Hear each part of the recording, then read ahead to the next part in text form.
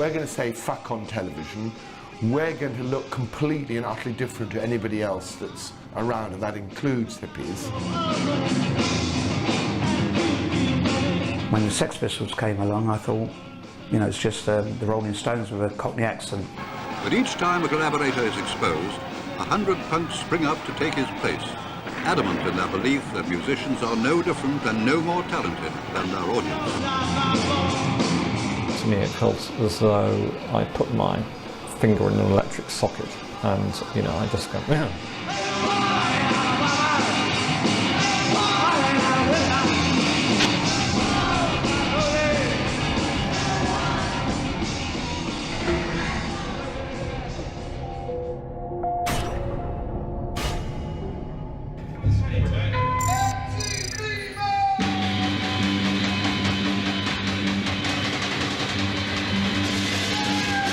It wasn't a fly-by-night thing, and it wasn't to do with safety pins or anything else. It went far deeper than that.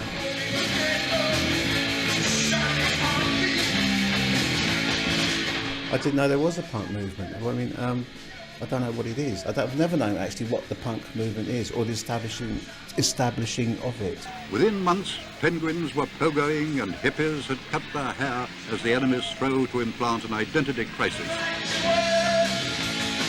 I think Malcolm's contribution was massive in that he packaged the whole cultural event. Fashion mongers were encouraged to copy, dilute and sell the utility uniforms of punk. I mean, these days you can walk down the street and you've got fuck, shit, whatever all over your t-shirt. Back in those days, if you did that, it was like... Come round to the back of the garment, and here we have some pictures. We have the right to work. We have the right to work. Yes, we do. If you're asking me, is punk going to come back? It's never gone away. Might have slept for a while. What, are you coming for a bit of a stir? No, to buy some clothes.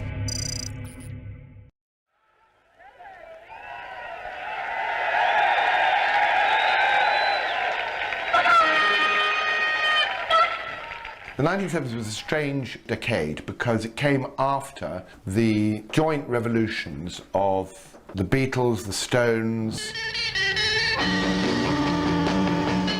Groups of youngsters like these have teamed together with one ambition, to top the hit parade. And the counterculture that came about as a result of a massive change in society politically, and that the working classes were beginning to get empowered culturally, financially. There are problems, you know, which have been pushed underground for too long, which are today, you know, they have to be brought up. People ain't got time to think about the cosmos and the universe, you know, and they ain't got any money to live on. Well, I mean, if there was jobs, then they wouldn't be on adult, and maybe we'd be singing about love and kissing or something. What sets us apart from the other generations before us of working class people is we had absolutely no illusions. We knew it was a rigged game. You start off in school and they take your soul away. They take your brains away. You're not allowed to have an opinion that differs from theirs. We had fuck all, and suddenly everybody was making this fuss about us having nothing. What I remember about London at that period was that large parts of it were derelict. There were big areas where there was just corrugated iron and emptiness. I think out of the dustbins on the streets of England, we have this incredible exportable commodity, which is this fabulous group of kids and maybe even their redundant fathers bowling out onto the streets to create this wonderful raucous energy. Everyone's complaining about these mountains of garbage and rats and everything, you know, and then some people are burning it down. All the kids are supposed to sort of like be factory project, you know, that sort of stuff. My dad made me an ultimatum: you either bring £20 a week in or you sling your hook.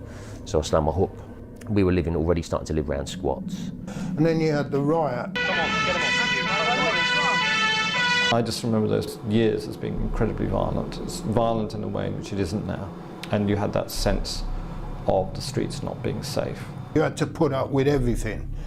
Being stopped and searched, being beaten up, being punched in the face by the police. So we're riding in the, you know, knives on me or anything like that. Did you? Did you have any notes? No, well, they nicked me, wouldn't they? Like me, right? You had to put up with everything and you couldn't do nothing about it. There was a massive disillusionment amongst those that thought things were going to change. They weren't changing. People are sick and fed up of this country, telling them what to do.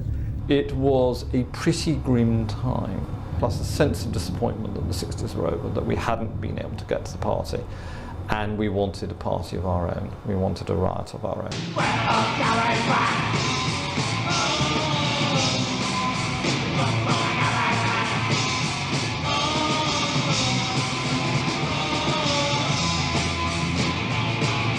Politicians have created an incredible language of deceit.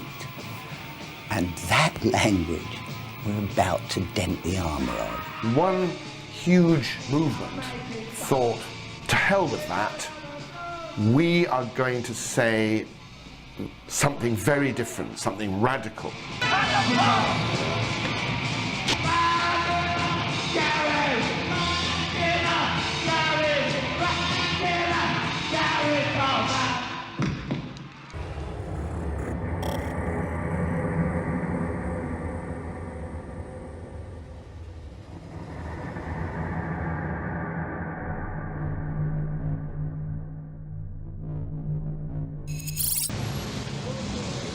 Having gone around and bought old clothes and set up a shop called Let It Rock in 1971, I decided I wanted to concoct some things myself, either recut things or rework things or slam a slogan on something or customise stuff. I became a customer of the sex shop, or Too Fast to Live, Too Young to Die as it was then.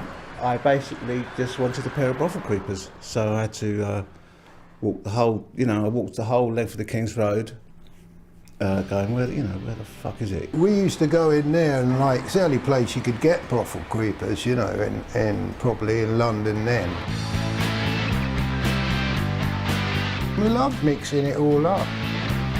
If you could afford a draped jacket, which Malcolm sold as well, you'd grab one of them. Malcolm had been to several art colleges and was looking for something to earn money. Vivienne, being totally craft, and me being very art, formed a kind of an alliance in which she did all the bloody work and I did all the folderols and ideas and all the stuff that lazy buggers like people like me do.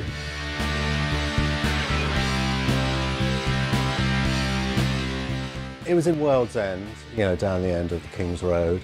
It looked odd, I think, for the time. It was a very different looking shop. You literally walked through this glass door with this sort of huge metal grating on the front into what was like this open space with just one rail going down the middle, and all the clothes were on that, and then they were all sort of round the corner. We really didn't do anything, to be honest with you. We just sat around posing. I mean, that's what it was all about. Everyone would come in. We were like mannequins to show off the clothes. I mean, I was a fan of Vivienne's clothes long before I actually got involved in the whole music side of it, and I'd go in and wear everything, and that's why she asked me to sort of go and work there. I ended up working at McLaren shop just because A, I needed a job, B, it was kind of this weird place. I kind of felt affinity to it because you walked in there and it was like your grand's living room. It was like real 50s kind of thing. But there was all these oddball characters coming in. It was my exit from the straight world.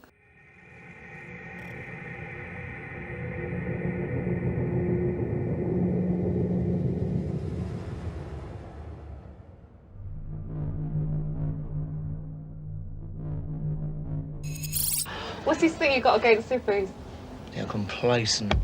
In The Great Rock and Roll Swindle, one of my favourite lines is Malcolm McLaren saying, "Never trust a hippie."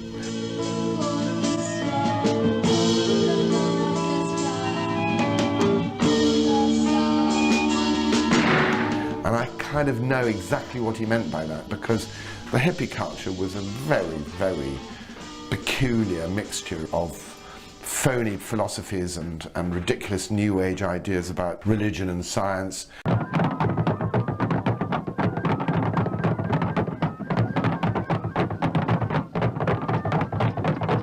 The hippie generation had failed. There was beginning to be a kind of a backlash about social, permissive ideals that peace and love generation, psychedelia, had offered to society. What do you think about bands like the Stones? I don't. I don't even consider them a band, they're more like a business. When they had the Stones and the Who and they came along, and they thought they were great because they destroyed everything that went before them. But now they can't take it because we're destroying everything that's gone before us. I think the music scene was pretty awful. I mean, I really can't remember too much at all happening before sort of punk came onto the scene. What about bands like Rod Stewart? What about him? Mums and dads, yeah. He's all round, isn't he? All round entertainment. He's an old We had, Rod Stewart probably during, his worst stage, prancing around going, "Don't you think I'm sexy?" Rod Stewart gets up there and starts, going on with his string orchestra, you know what I mean? It's not what you feel like. So you've got to have some music what you feel like. Otherwise you go balmy, don't you? I mean, the only other person I can remember sort of coming out of that period was Leo Sayer. And to put Leo Sayer as a highlight says something about the other highlights. There weren't many. There weren't many at all.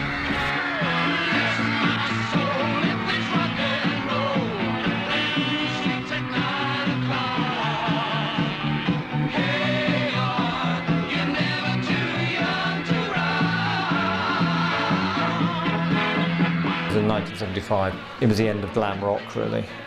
David Bowie and Roxy Music were doing different things. It was no longer glam rock, which was great fun. I adored glam rock, but it was over. Glam rock kind of died anyway. I mean, we didn't mind that. That was fun. This progressive rock stuff, Rick Wakeman, you have to come from the Royal College of Music to be in a band. I mean, get out of here, do you know what I mean? It's hardly, and a lot of these progressive rock bands, were like that, and it was like boring.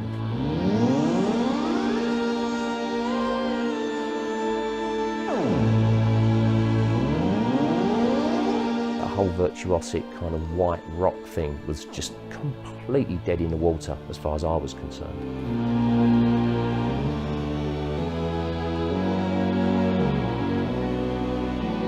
I don't think prog rock was very important in the sense of rage that punk rock expressed. I think the sense of rage was actually at the hideousness of mainstream pop music.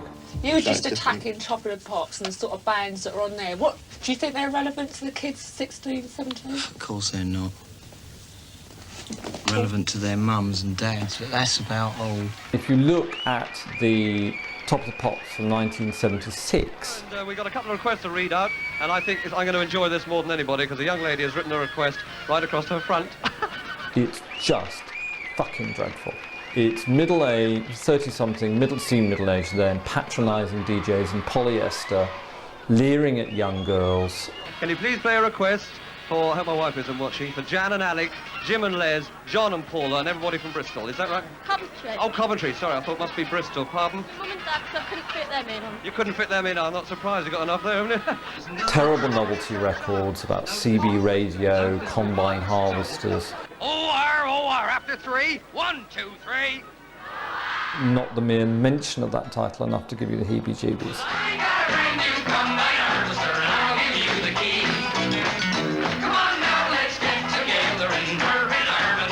Anyone that was anything decent, Bowie or any of those bands, had all gone to America. There was nothing happening. We thought we'd do it ourselves, basically. And that's what it is, pure boredom, we'll do a band which someone can come and see. It felt as though things were going to speed up. A very important part of this was Dr. Feelgood, who I saw several times that year, and they were terrific. And they were very tough and aggressive and speedy, and it seemed as though something was going to happen.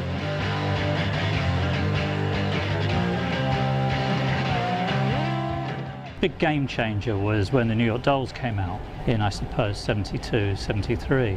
Suddenly here was something that seemed glamorous and sexy and that attracted girls and was Stonesy rock and roll but had a sort of an edginess as well. I was always into the American scene, like Iggy Pop, you know, even Lou Reed, Velvet Underground, Hollywood Brats, New York Dolls.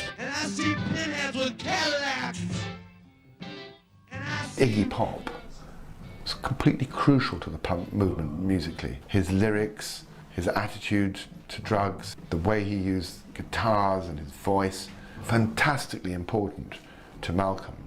To find out more about those groups, you had to go and get magazines like Rock Scene, which was an American monthly magazine. And to get that, you'd have to go to Camden Market, a shop called Compendium Books, which was the only magazine shop in London that imported those American rock scene magazines.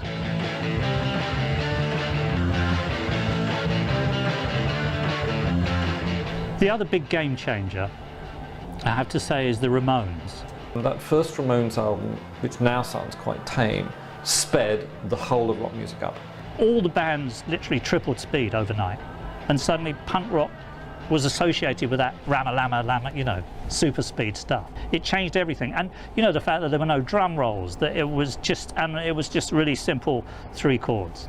1, 2, 3, 4!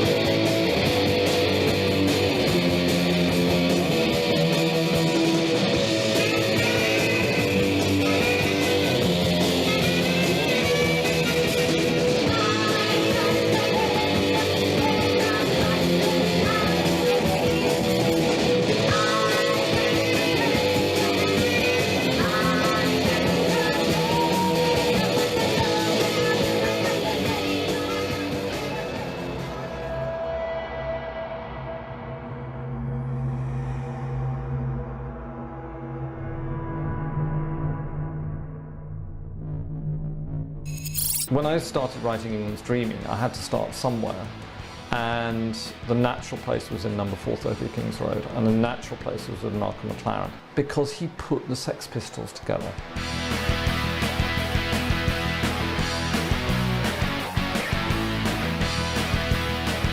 McLaren and Westwood have gone through teddy boys, Edwardians, rockers, zoot suits, fetish wear, and they're starting to make their own designs by 75. Just dressing exactly how you want to look, and finding clothes that are original, not like wearing everything that everyone else wears. The first punks I ever saw were to me like a living collage of 40s and 50s and 60s clothes. That's what I loved about it. That had the first impact on me in 76.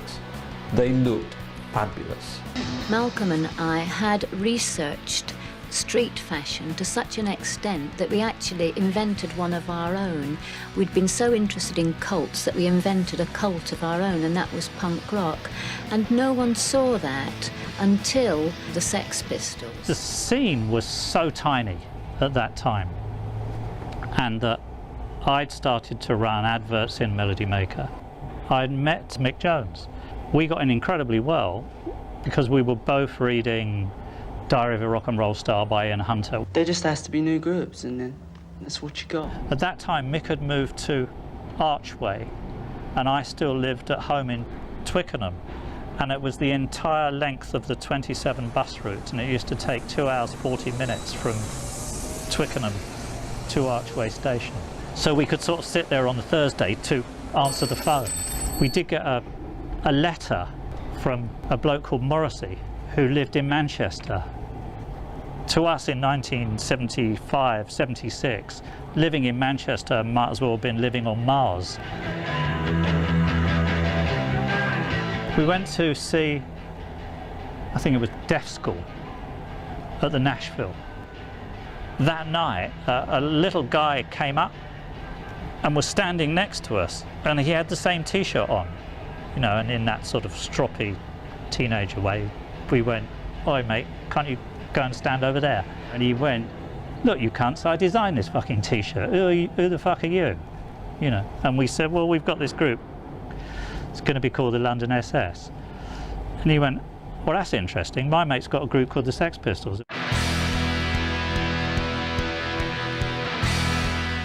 You were looking and hoping to see the most dreadful and wonderful energy that could be best described as you know, your first fuck. Fashion of punk was carried on the back of one band, and that was the Sex Pistols.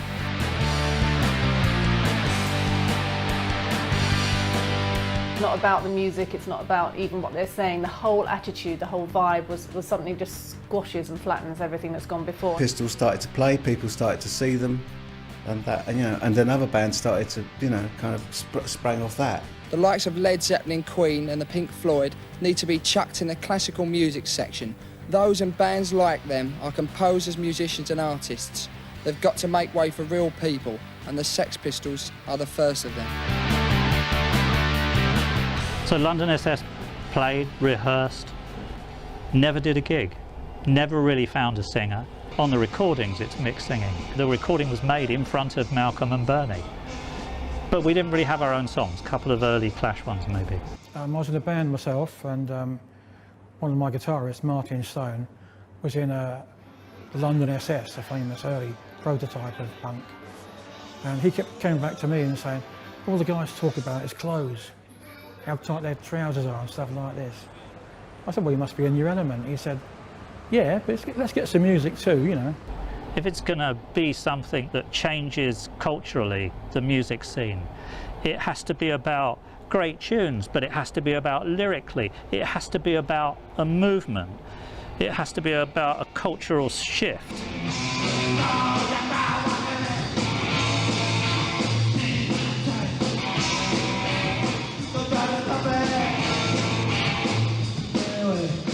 Bernie would keep coming in and his mantra was, you don't know what you're about. Your group's got nothing to say. And we go, well, but what do you mean? It was like a riddle. And he goes, I can't tell you the answer, because if I tell you the answer, you won't be for real. So I can only pose the questions. So I think, London SS initially was Bernie's way, and the Pistols were Malcolm's version.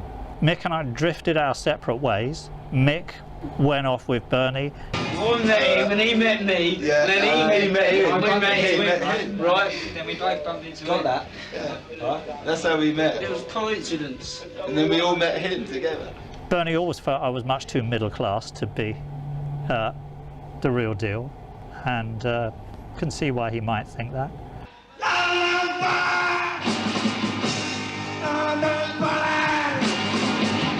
I did really love the Clash. The Clash were a big influence in the subs.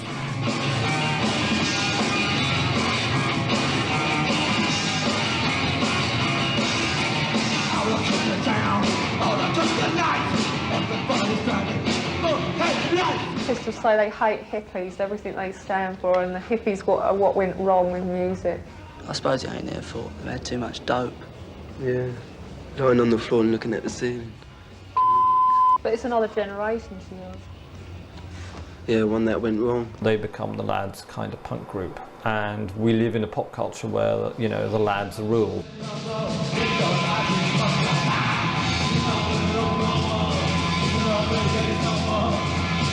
You went to see a lot of these bands. I mean, even the Clash in the beginning. Usually the sets were quite short, and you couldn't really tell what they were singing about. I mean, a lot of them hadn't had records out, so you weren't aware of the records, so you didn't know the songs that much. What did you think of the They were great. They were great. If I could only make out the words, they'd be greater. Is she really going out with him?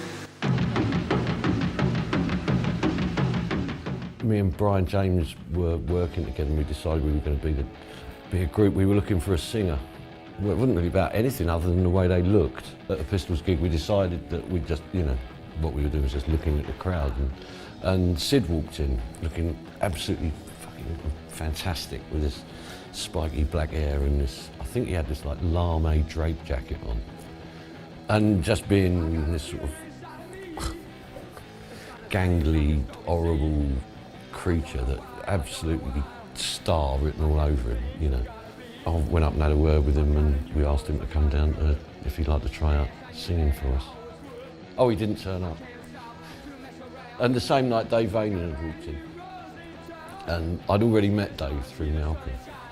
So we did this audition. I think it was It was a gay vicar that ran this place, and they got the room for free, sort of thing. I don't know how. So I came down early. Nobody ever showed, and it turned out that you know, there was no one else there. I did the thing. They liked me anyway. We got on really well, and the rest is history, as they say. I was in the band for all this time.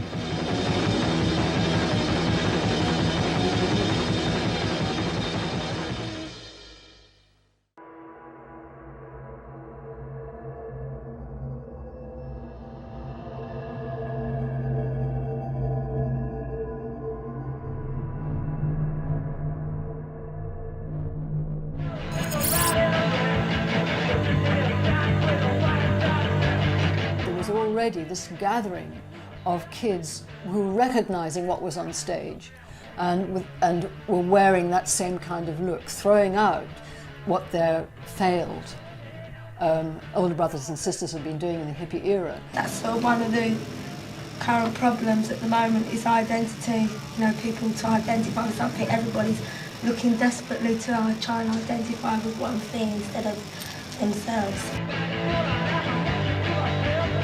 At that time, oh, the crop thing's coming back, but the twist on it was you had it dyed, and you could have it blue. It was like, oh, okay, right, you know. So you dye, yeah, and that was an adventure, dyeing your hair shocking white or jet black. Remember, at this time, we're still trying to look like Johnny Thunders. The concept of cutting your hair was totally alien.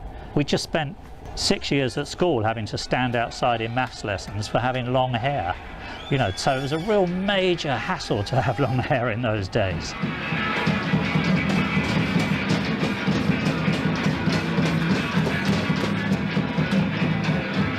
As interesting as what was up on stage was what these young people in the audience who were not booing, who were absolutely obviously seen to be lapping it up and laughing with the attitude of the youths on stage. And the fact that the women were looking as tough as the boys was, to me, another step change in the equality of the sexes.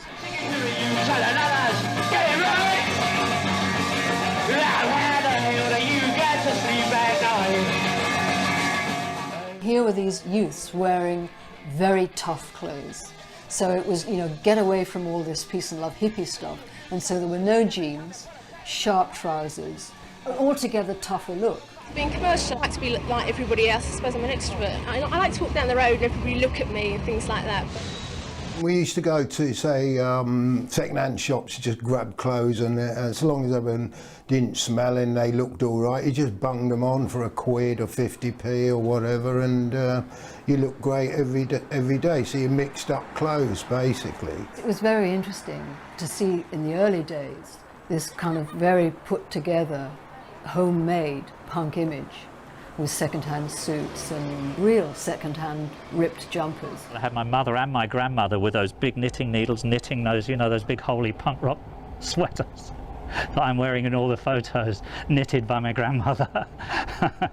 But what's really important is that in that shop, he still had old stock. He had brothel creepers from the Let It Rock days. He had studded T-shirts with Venus written on and motorcycle patches on and bike tyres on across the shoulders. So you could find all these things mixed up in one shop, and the young customers possibly just thought, wow, this is the look, not knowing that something might have been 4 or 5 years old. Suddenly you got guys walking around in new bondage trousers with a pair of brothel creepers from the Let It Rock shop, and maybe a studded T-shirt from Too Fast to Live, Too Young to Die. Fashion mongers were encouraged to copy, dilute and sell the utility uniforms of punk.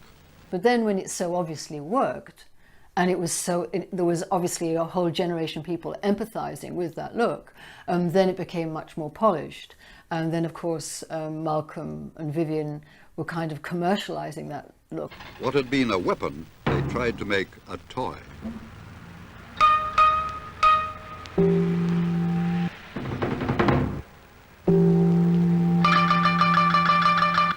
Well, really, I don't think this shop isn't really punk as far as I can see it.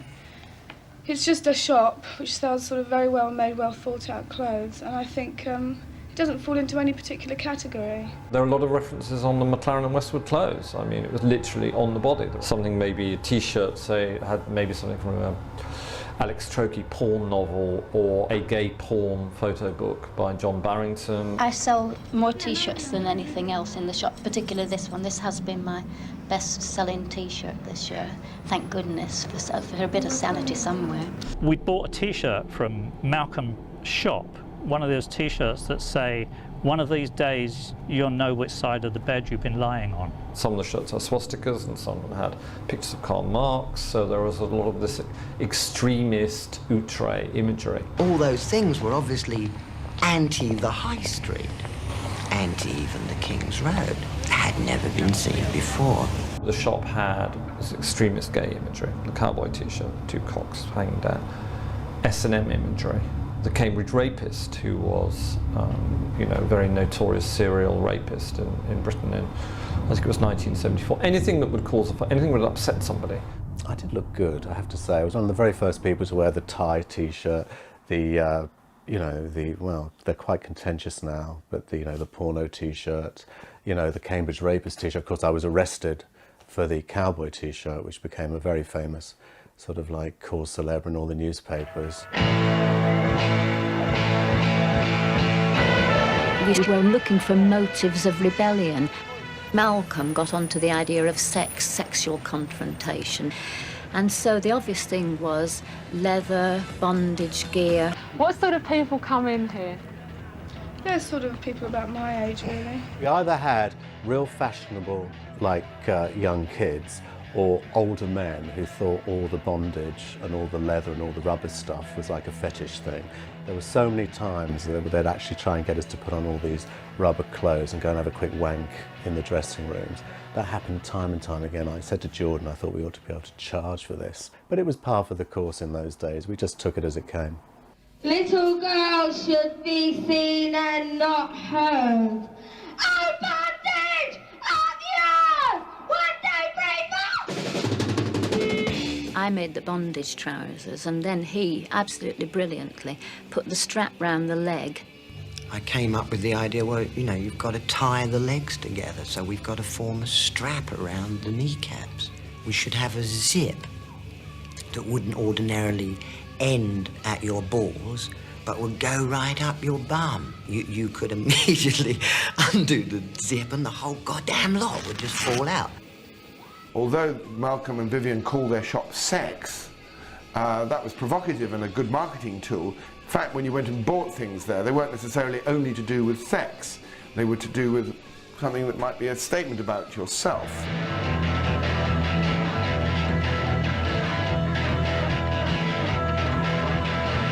Nothing like it had been seen before, especially when you try and bombard the public with Nazi swastikas and rubberware and masks that zip up and whatever, in the light of things like the Cambridge rapist, who was known to walk around in these masks. I mean, it was very provocative indeed.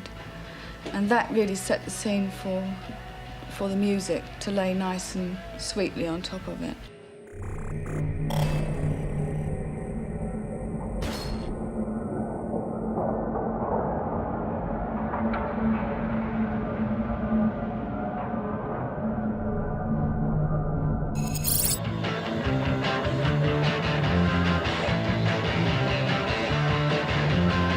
There's the Pistols in Denmark Street, there's Malcolm's shop at the World's End, Let It Rock, which is now Sex, and then in the middle of the King's Road, Bernie had a shop, but there's also a shop run by John Crevine called Acme Attractions.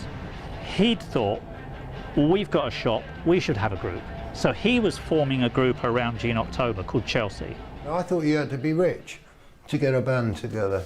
Well, you didn't really. You just bumped into people like you liked and said, oh, do you play anything? Or do you play bass? A lot of people lied.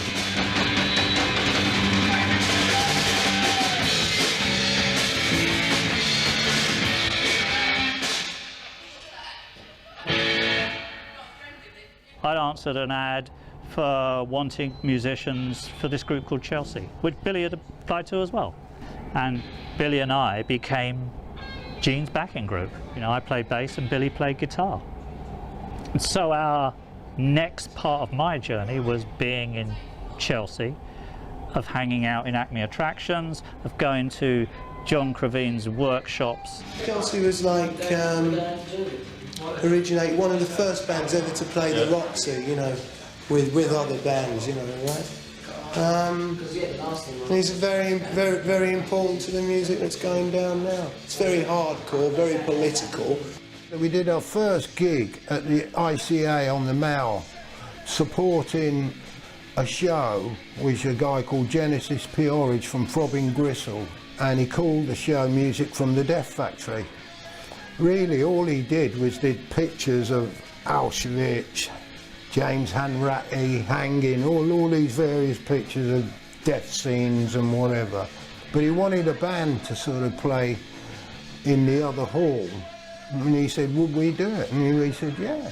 But we won't call ourselves Chelsea, we'll call ourselves LSD.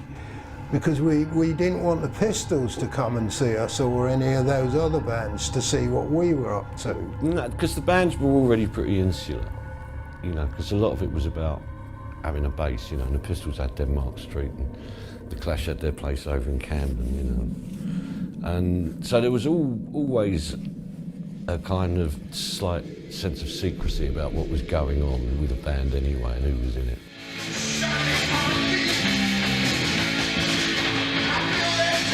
There's Billy and I in a group with Gene October, and Billy and I are thinking, well, you know, I don't know, Gene's not really singing about the stuff that we're particularly interested in. I'd started to write a bunch of lyrics, and Billy went, well, I could write a tune for that. The accountant at the time of the who worked for John Crevine talked these boys into saying, look, get rid of Gene, Billy should front the band. And so we just cruelly at one gig at the Nashville, when we'd finished a Chelsea set, Billy and I said, oh, we've written this new song, let's go on and do it in the encore. And Gene went, how does it go? We went, oh, don't worry about it, you just stand at the back. So they started a new band called Generation X. I was not ousted, but, you know, they didn't want to carry on doing Chelsea. Which is incredibly cruel when I look back at it, but it's sort of just what you didn't think about that stuff. I was like kind of gutted at the time, but I thought, let's get on with it. That night, before I went to sleep, I wrote the Ride to Her.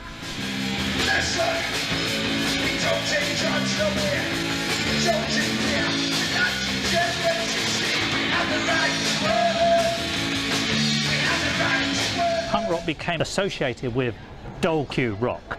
The idea that all the groups were on the dole. But in fact, you know, when I was at school wanting to be in a group, the clear path was you either went to university or art school, because in those days the government gave you money. Second term at college, bought a Rickenbacker bass. The musical climate at the time was that you had to be a very competent musician to be able to go on a stage and play in front of an audience. And suddenly that it was kind of like somebody turned the light on and said, you know what, you've done. Punk rock was more to do with people just not knowing how to play college of music stuff, you know, chords or whatever, just being somebody, they found a busker somewhere and go, show me 2 chords, and that was it. You wrote a song around that. I mean, like, all music is just a collection of noises, and if you can remember how to make the same noise twice, that's music. If it woke you up, the noise that you were making, I mean, turn the amp up and put a fuzz on it, that's a great sound.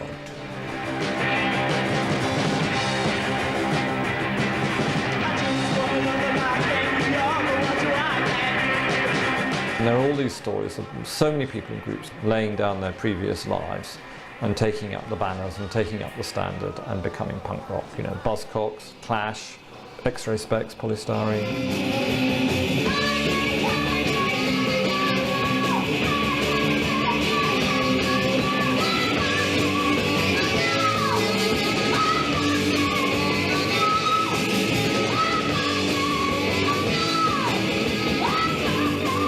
One of our favourite clubs was a club called Shagrama's, which was a lesbian club. But if you look weird enough, they let you in. A month later, we went back to this club, and it became the Roxy. All the kids down there were much, much younger, and eventually I said to my band, you know, you've got to come down, this is the future of rock and roll. So they went down there, and it was on a Damn night, and they were just blown away and said, oh, we want to be a punk rock band.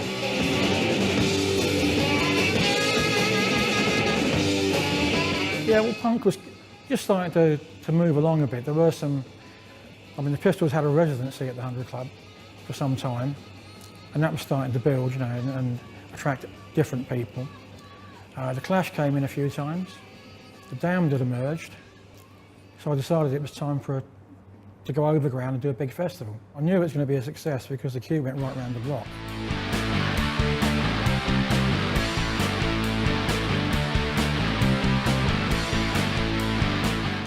I was part of, in the first 100 Club Punk Rock Festival, I kind of was, it was part of the planning, because I put myself online to say that this is going to be a movement, a punk rock movement.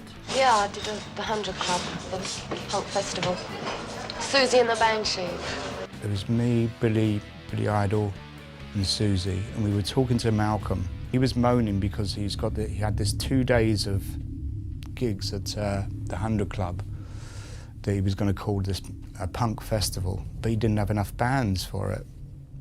So Billy immediately said, oh, we'll do it, because the three of us had sort of, you know, talked a little bit about having a band. Billy was the only one who could play anything. Susie wanted to sing, and she'd done a few auditions for people and stuff, but nothing that she liked. So Billy just blurted this out, that we had a band. Of course, we didn't have a band. It was about 2 weeks away from the actual gig, so we had to try and figure out how we were going to do this. I'd gone to see Queen in Hyde Park doing a free concert, believe it or not, and I met Sue and Steve and a bunch of other people there. And we left before Queen came on. We actually stayed to watch Kiki D, and then we ended up at Billy Idol's house in Bromley. Got to sort of talking, and I just said, no, I play guitar. And they sort of said, oh, do you want to go do a gig on Tuesday? And I said, all right.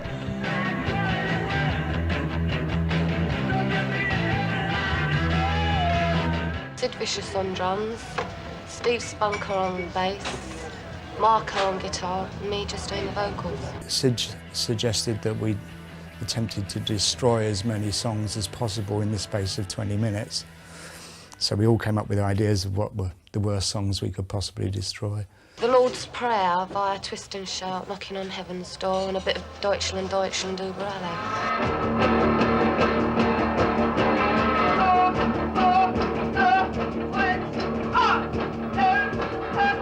Then we had a rehearsal at the Clash's rehearsal, which is now known. The first thing you see when you walk into Camden Market.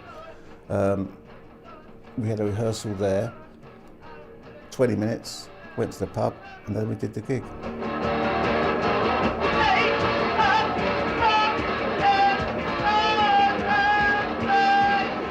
Had you sung before? Not on stage, no. Did you think that was important? No. We didn't know what we were doing. We just went up there, and I think just 20 minutes of blind fear, really. They got on the stage, and basically none of them could play or do anything. It's just performance art. Sid was just about tapping the drums as lightly as he could. He seemed frightened of them.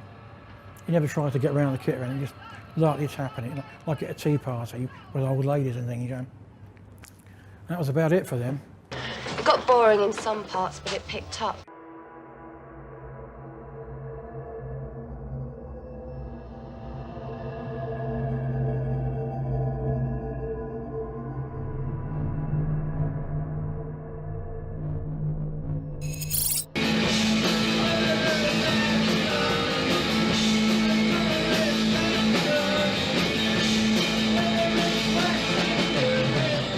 Early British punk I saw as being very cartoony, a bit of horror movie, and a lot of science fiction, which people tend to forget because people tend to think of punk as being kind of social realism, but it wasn't at the early days. Even the Clash, who everybody thinks is a very socially conscious band, had a lot of J.G. Ballard in them. What I liked about the sexual politics of the time was hopeless boys, like Subway Sect, a bit clueless, a bit kind of Well, I don't really think they're like most songs, there's sort of the words that are used in them aren't the sort of words that you usually get in rock records. This song, this is for all you jerk-offs in the audience. Ooh, look at the wankers! Punk was all about the weirdos. You know, I was a weirdo. I was an outcast. I felt an outcast at the time because I was gay, and it wasn't such a great thing at that time in Britain. And I felt like shit. And suddenly, you have this movement where there's a whole bunch of other people who felt like shit, and suddenly you're all in a room together, and you feel great.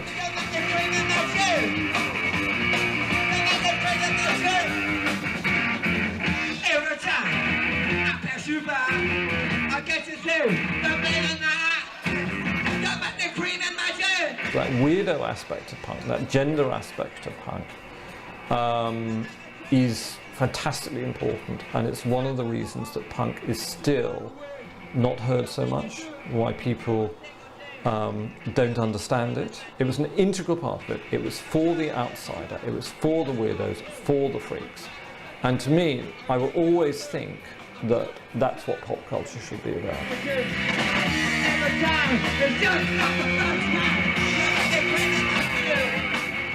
Within 2 weeks after seeing the Sex Pistols, I'd written and pasted up the graphics for and printed on a Xerox machine 15, 16-page fanzine called London's Outrage. I just did it. It was totally instinctive.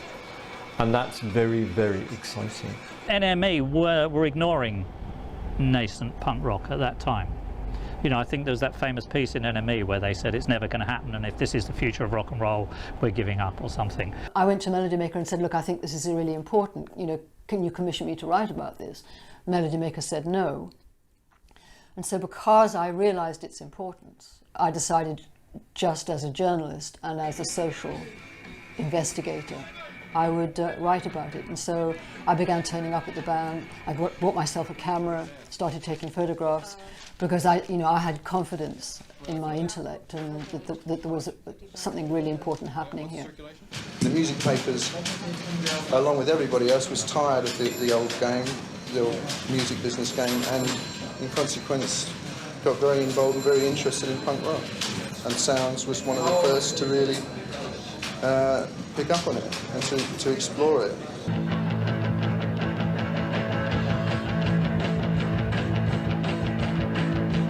Punk as a word obviously has got long antecedents in prison slang. In prison slang, it's the guy who takes the wang up the bum. We never actually liked the word punk, by the way, you know. It was some weird American stupid word. In the mid-70s, it was revived obviously in Happy Days. Well, that magazine came out in America, Punk, which sort of defined the term. But the popular cartoon image of punk, I believe, was nothing to do with us, was nothing to do with the Clash, and really nothing to do with the Pistols. It's kind of got that sense of, you know, we're the lowest of the low, you know, you're a dirty punk. It's very much somebody who's on the bottom of the pile. There were lots of arguments about what it should be called in 1976. Should it be called street rock or should it be called new wave? Eventually everybody settled on punk. Certainly by the time the tabloids got hold of it in September, October 76, it had become punk.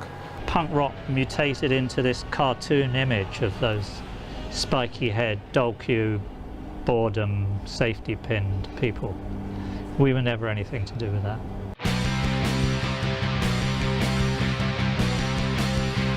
In terms of clothes, you had to make a pilgrimage to Lewis Leathers, which was the only motorbike shop in London where you could actually walk in and buy a leather jacket. We didn't know any Hells Angels at that time, so we didn't have any access to the world of leather jackets.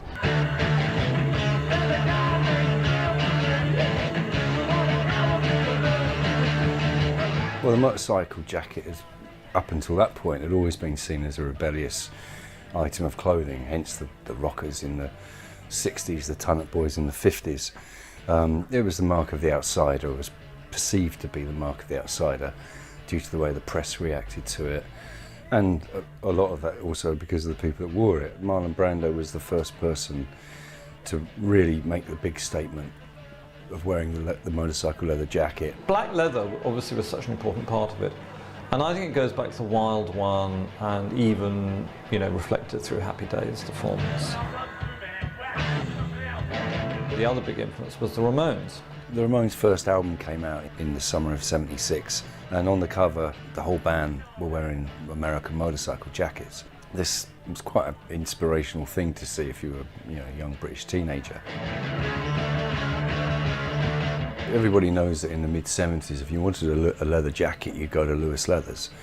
But in terms of something else that was kind of shocking and street level, certainly Malcolm and Vivienne's shop was the central place to visit. Apparently, the story is that a young guy walked into the shop with what Malcolm calls a pigeon studded onto the back of his jacket, and he really took to the whole decorated jacket look, studs, badges and patches. Hello there. This afternoon I'm going to show you how to destroy your school uniform and turn it into the very latest punk outfit. Now just look at this.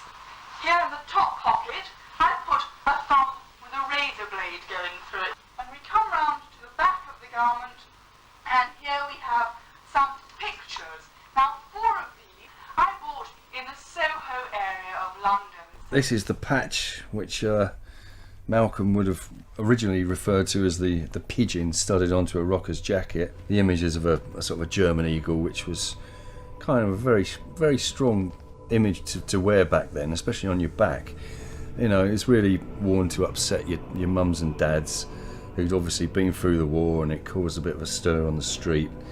And this, again, was one of the reasons why people tended to avoid people wearing leather jackets. So there we are. Good luck and enjoy yourselves. People didn't wear black leather bikers' jackets. That was very dangerous. You know, that was akin to being a Hell's Angel if you did that.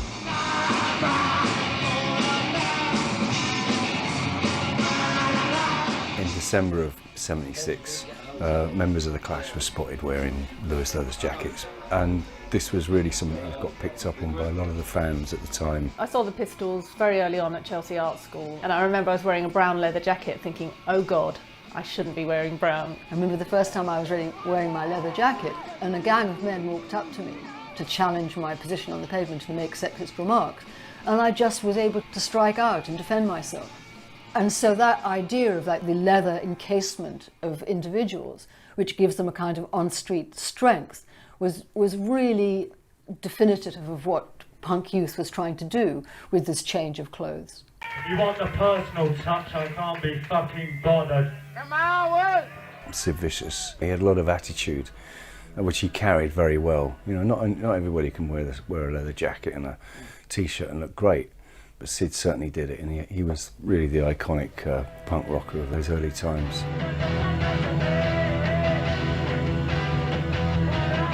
Sid was at the vanguard of dumbing it down, adopting kitsch. This is actually leather jackets, big spiky hair padlocks. It's actually kitsch, it's not even punk anymore.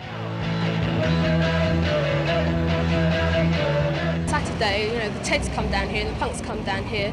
You know, they sort of group together and, you know, there's clashes and things like that. We're Teddy Boys, we like rock and roll because we think there's never been a better music, and we like our style of dress because we think it's the best. It's a sacrilege. Punks wearing drapes and sort of like brothel creepers. Earrings, short hair, it all stems from a bit of skin, a bit of Ted. They take the piss all the time. So everyone I see, bus along the road, in the swimming pools, I give them a good eye. You're looking at 40, 50-year-old Teds, big building working guys, you know, who used to just go for it on kids. Some punks used to go sod it and have it back. You don't come here to stir anything up? No, just the Teddy Boys always start on me and I steam into them. What's the cause of the fight? Why? Because I don't like them. You just don't like them? But you're both English? Yeah. It's a bit stupid, isn't it? Never mind the bank holidays in Brighton or something, between the mods and rockers, it was like a big thing on the King's Road with the Teds and the punks. It was funny actually sometimes, you know. As Teddy Boys, you know, used to try and beat up the King's Road, like, we're Teds for life. And when everybody else sort of moves on, you know. And he had a dog collar on with a dog's chain round his neck and a little bit of leather where you hold onto the dog light at the end, and he had tickets all stuck over him with safety pins, and he just had all his shirts ripped, everything. And there's nothing good about that, is there?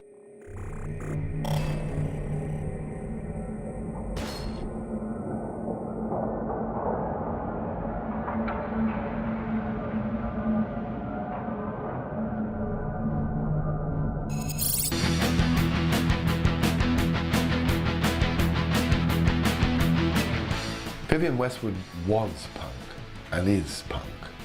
I thought she was an amazingly attractive person to be with because she was so quiet and creative. It was original, it was unique, and it came from her, it didn't come from Malcolm. Malcolm knew how to use it. He was an impresario, but Vivienne was the designer. I expect the main heading you could really give them now is distinct from the sex thing. I think you'd have to call them urban guerrilla. I think that's the main kind of theme that would make people understand them. They've got touches of primitive things. People who come in my shop, I notice Jordan wear sort of rather tribal makeup sometimes. Things like this are reminiscent of Greek peasant costumes, this little kilt. I think the music has helped an awful lot. I mean, the Sex Pistols, the image of the Sex Pistols wearing these clothes has made the shop more internationally famous.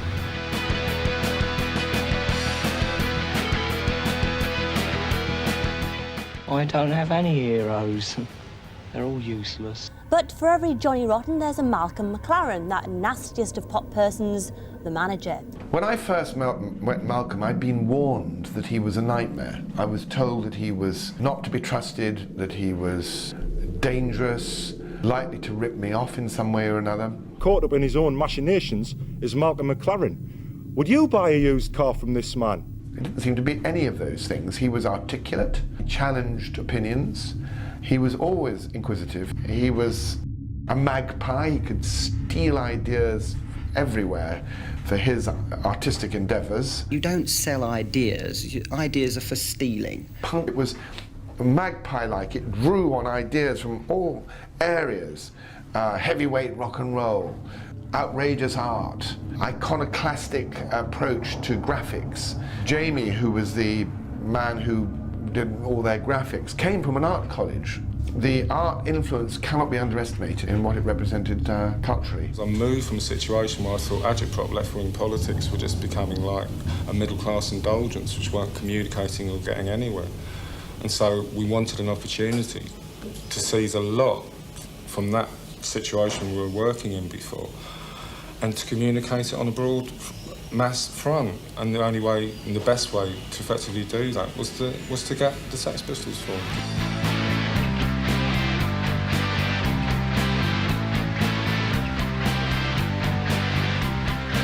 McLaren did package the group, and that was very important in the early days, and he gave them clothes and later sold them clothes. And so they were very stylised, the Sex Pistols, and the clothes were very detailed. The visual aspects and their attitude is what came over.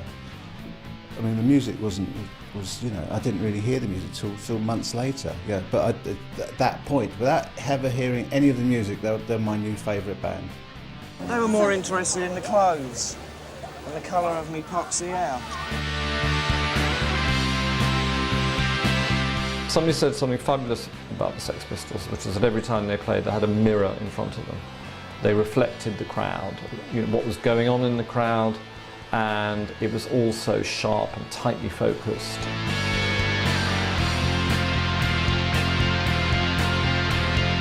What I should actually say about the Pistols, what I come to realise, that they really, you know, that whole small faces thing, that they really were part of a lineage, and I don't think people probably give Steve, Glenn or Paul enough credence that they really carried the torch of the small faces in a way.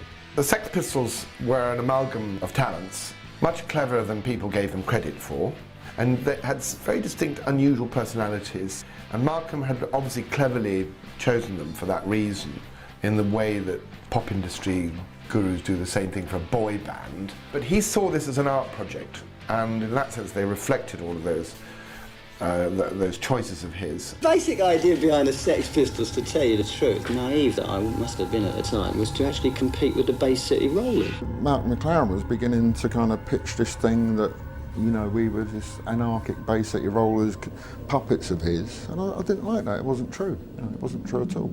And Sid fitted into that cartoon strip kind of thing. Exactly, so he was a best bloke for the job for what it became. Sid was perfect for Malcolm's plan of the Pistols, which was, you know, rowdy, likely to get into trouble, likely to cause fights. Looks great, it's going to be a big media, you know, can carry the media off. Can't play, which solidifies the whole Pistols. Sid couldn't play bass. I mean, who gives a shit? We used to turn him down in the mix. Yeah. Sometimes we used to turn him off, actually. We'd elastic class all the dials on the amp. He says, what do you do that for, Don't worry, Sid. You don't need to worry about playing bass. You just keep talking to the girls. He didn't care. McLaren was fascinated with this sort of late 50s archetype. People like Larry Parnes in particular, who was the big British rock manager in the late 50s. Pride, gentle, fury, eager. Why do you choose names like that? Well, this means something, you see. For example, with Fury, Billy is nice and friendly, and Fury is a little bit ferocious, so it gives him the mean streak. In the 30s and the 40s, maybe even earlier, American film stars changed their ethnic names into sort of something much more exciting that would reflect American values. Parnes had the similar idea. He packaged British pop music. He gave them new suits. Instead of being Reginald or, you know, Stephen or something, they'd become Billy Fury, Vince Eager, Duffy Power, and Johnny Gentle. Don't you ever feel that you are being manipulated just like a puppet sometimes? As long as they do it right. No, I think it's up to you to go outside and the performance you do, it's all your own, you know. All your own work, what you do on the stage. He packaged these people like gods, and he made gods out of them, if only for a short while. McLaren was obsessed with Larry Parnes and Billy Fury and this very kind of plastic image of the 50s rocker. And I think there was an extent to which McLaren saw the Sex Pistols in those terms. Look, our group is creating a generation gap for the first time in 5 years in this country, and a lot of people are feeling genuinely threatened by it. If the kids want to buy the record, it's called Anarchy in the UK, it's out in the shops, they can make their own decisions. Malcolm McLaren and the Pistols, all of them, came to me initially to direct a film for them. At last, the film you thought you'd never have to see. The Great Rock and Roll Swindle. Malcolm wanted to have control, and I said, you know nothing about films. He was producing The Great Rock and Roll Swindle initially with a young director, Julian Temple, who'd come from the National Film School, and they ran out of money. They got into terrible financial trouble. I committed a whole chunk of cash, £50,000, which in those days that would be equivalent of giving them $1 million now. Well, the point the film makes is that Malcolm McLaren wasn't selling a rock band, he was selling outrage. The irony is that now it's the celebrated, iconic film of the era. Sony Pictures are, in my opinion, illegally distributing this film. They have no rights from me, and I have a percentage in it. We've never seen a penny. I've had my money back, and that's all. And we had proper percentages, and the film has made millions and millions all over the world, and we've not seen our money from it. And it's ironic because the Great Rock and Roll Swindle, which we made, turned out to be the biggest swindle of all, a swindle on us. A charming tale.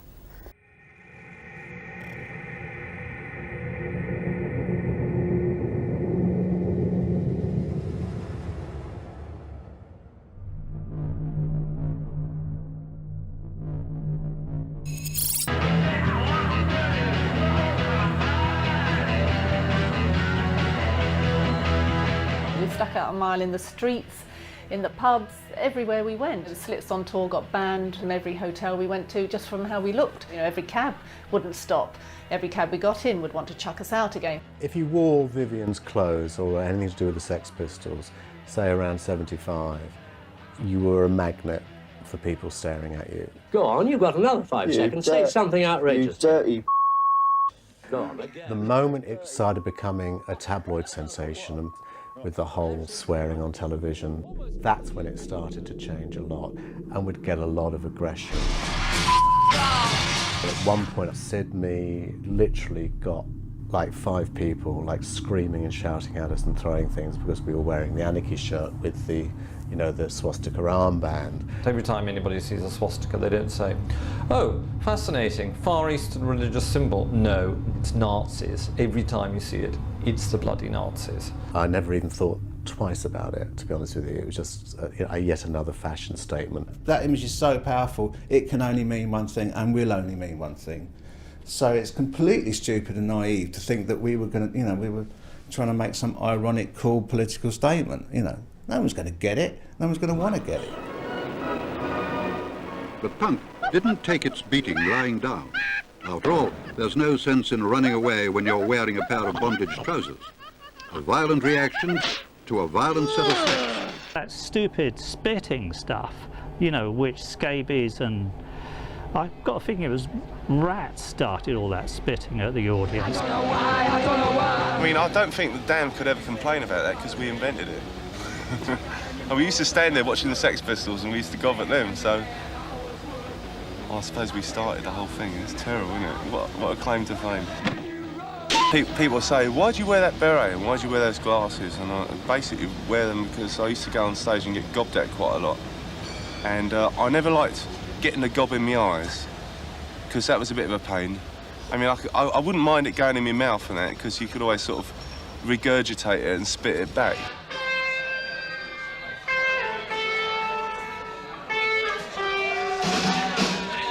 And that became the sort of image that people spat at each other and, did silly dancing up and down.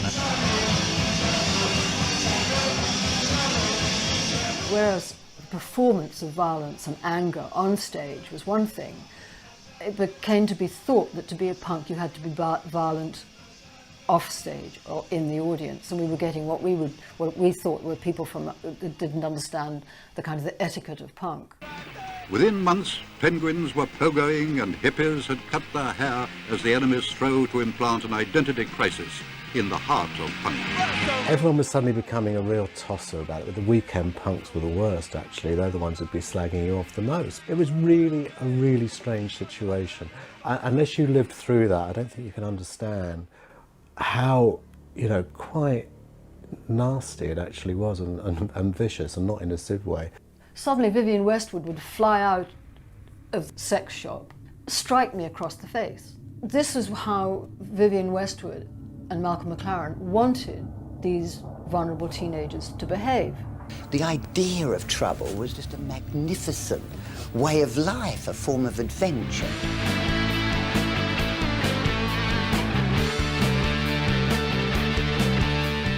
How you get off on causing fights? Where you heard that from? Oh, gosh, it's really rubbish. If you are so stupid or dangerous or irresponsible to bring that theatre of violence onto the street and attack your own people, then it is going to end in disaster. I just didn't want that sort of level of attention anymore, and so I just literally gave up. I went from punk to disco in a flash. Village people, not much of a difference from a fashion point of view, to be honest with you. You went from one sort of leather to another sort of leather.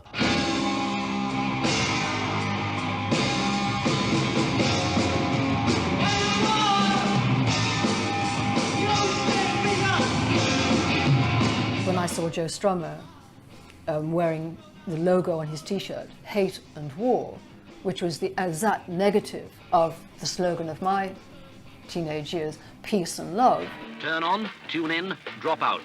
For this crowd of hip young Americans, these 6 words are shorthand for an electrifying experience most of them know well, an experience called the trip.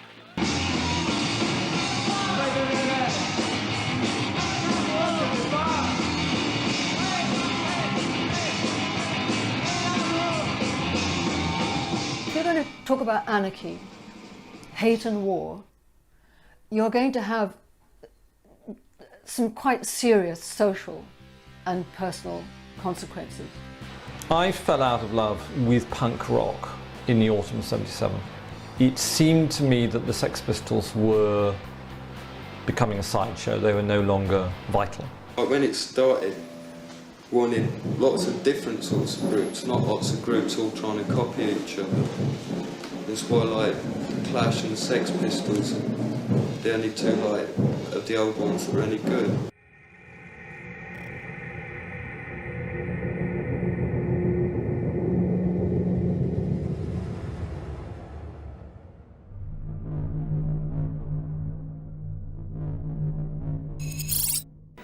punk has had its share of traitors.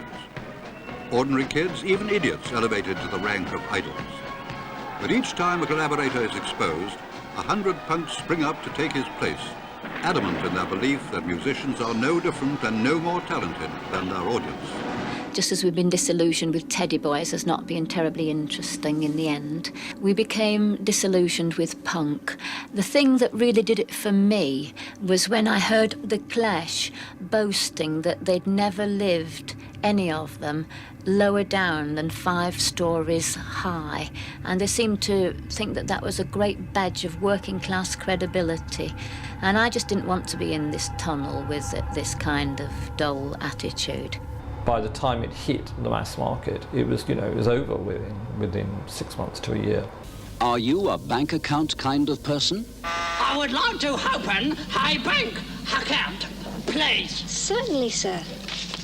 Sign this. We need £1 to open the account and a reference, and we'll send you a checkbook in a few days. Is that it? Yes. Punk had become a template, had become a style. In some ways, it had become a cliche. Come about a bank account. No chance, mate. Well, certainly, sir. Sign this.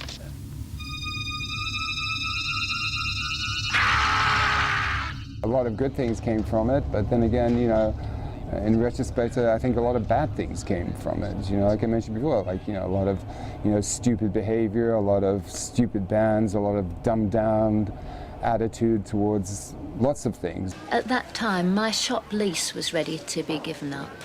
And I decided to keep it because I realised already how much punk had influenced the world of fashion. Seeking to transmute the volatile energies of punk into safe commercial profits, an unholy alliance of aging rock stars and child-molesting media businessmen have exhumed the faded fashions of the 50s and 60s. But punk won't go away, and punks themselves are becoming younger and nastier every day. Every generation has their attachment to the counterculture. It was superseded by something that was so completely different, which was the New Romantics. And yet, the New Romantics, again, owed a lot of what they represented to punk movement, fashion-wise, and to the art world.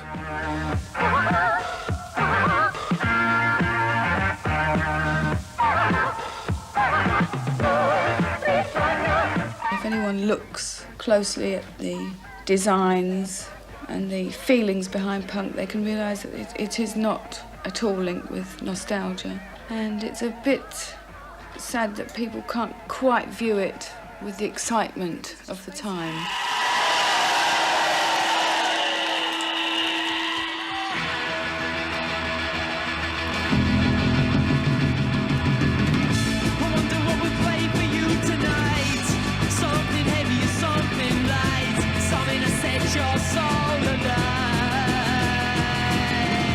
I really liked the music. I really liked going to a small club and hearing this fucking noise.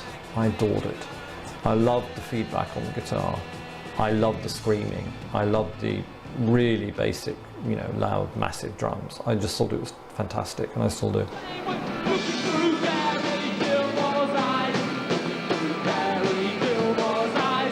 I don't think anybody realized it would be as big as it has become. You ask any of these sort of like Jack White, any of the bands that come out, I don't know, Sonic Youth, all these things, and they all have punk references, the Sex Pistols are my favorite band, The Clash, Television, Richard Hell, they did change a lot.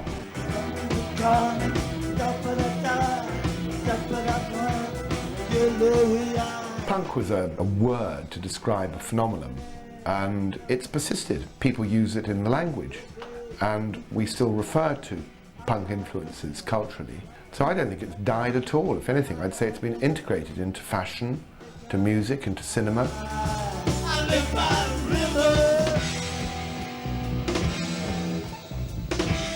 I still believe a lot of the things that I believed then, because why wouldn't I? Because it was great.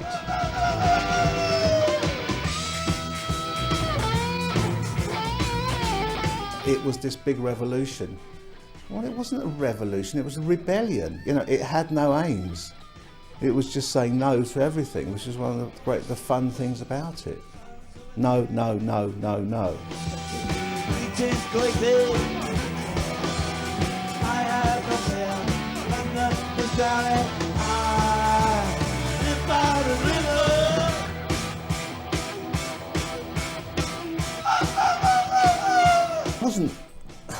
I wasn't trying to change the world for everybody else. I was trying to change the world for me. Didn't care about anybody else.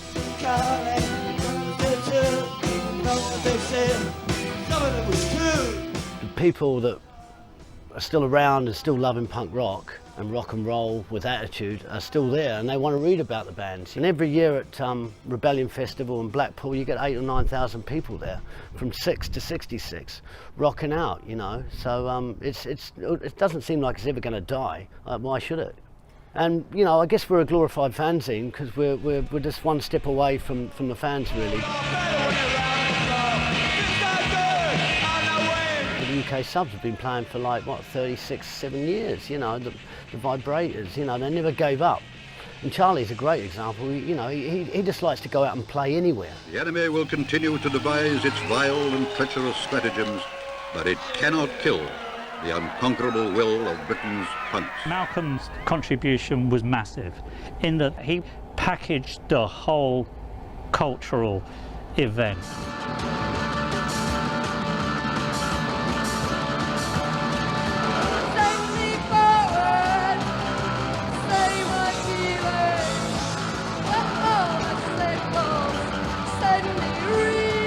What do you think we were doing hanging around that shop? What do you think we were doing, like wearing pink rubber and dyeing our hair? You know, we wanted to be noticed, wanted to be famous. I certainly know, unquestionably, even in this country with all the torrent of abuse I've suffered over the years, I've achieved enormous things. They were smart enough to know they can't say, you know what, you should write a song called Anarchy in the UK, or you should write a song called White Riot. They knew they couldn't do that, but they could put us in a fertile melting pot of information that would mean if we were smart enough, we would come up with the ideas ourselves.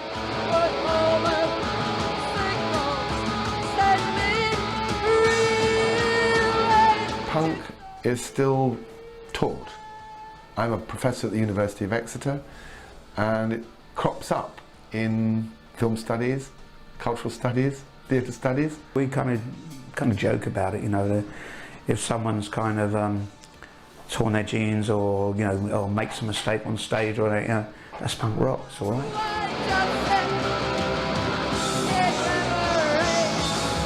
It's not a career choice like it sometimes is for people today. It's not, if I go on X Factor, I could have a celebrity lifestyle. It was a calling that you can't help it. If you see somebody with a pierced earring, that's punk. If you see somebody with brightly coloured hair, that's punk. Maybe the uniform might have changed, or the sound might have changed, but it's still punk if you want to call it that.